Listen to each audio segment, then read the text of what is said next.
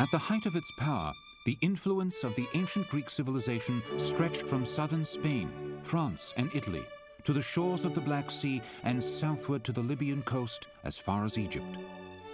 But historically, the reach of this rich and vital culture has extended even further to form the basis of what we know as Western civilization. Long before the Hermitage Museum, housed in these vast palaces, was even dreamt of, Russian leaders, beginning with Peter the Great, saw value in the art of ancient Greece and Rome and began to assemble a special collection at the Hermitage.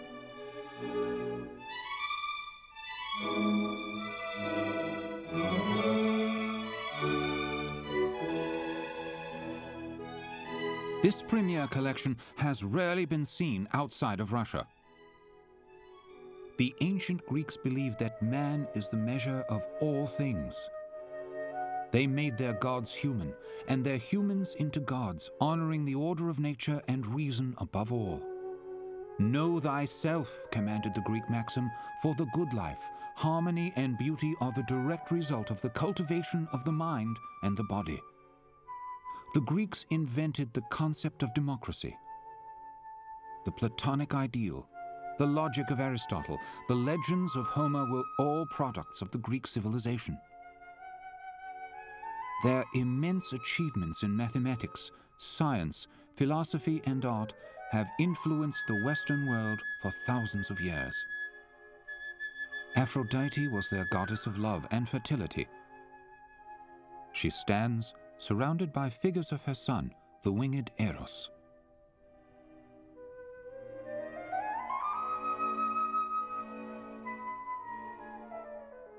Because so much of the art of ancient Greece, particularly the paintings, have been destroyed, ceramics have become the key to tracing the development of Greek art. This young woman's head is a vessel for wine. Her archaic smile is typical of the statues of this early phase of Greek art, the 7th to 6th centuries BC, some 2,500 years old.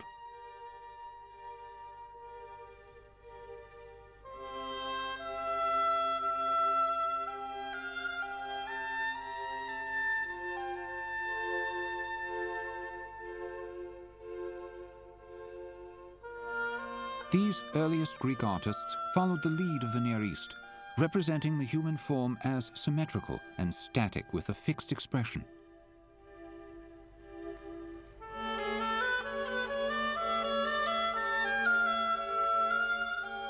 But by the 4th century BC, dynamic naturalistic poses had entered Greek art.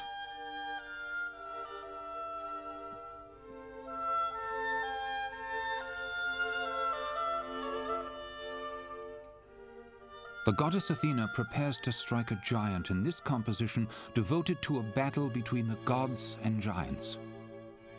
Heracles raises his club to deliver his enemy a crushing blow. Hundreds of names were coined to denote vessels of differing sizes, shapes, and designs. This is a crater. The peliki was a storage jar.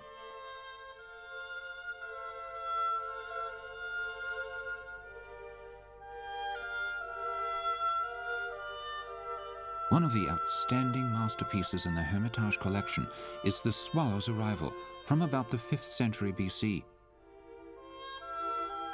New to those days was the so-called red-figured technique.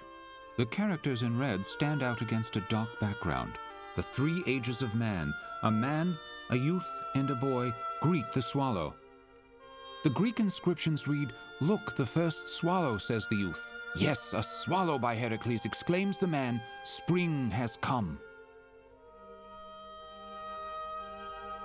Before the invention of the red figure technique, Greek vases depicted figures as black silhouettes against a red background.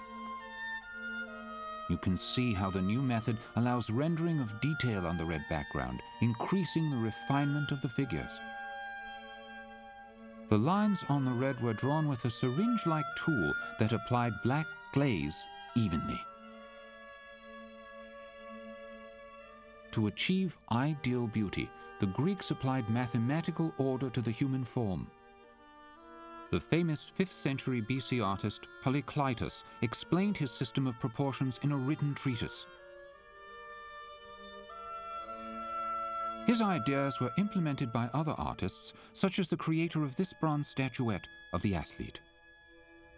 The athlete represented the ideal, a healthy mind in a healthy body, a free man competing with his peers, naked and unfettered by any element foreign to his body.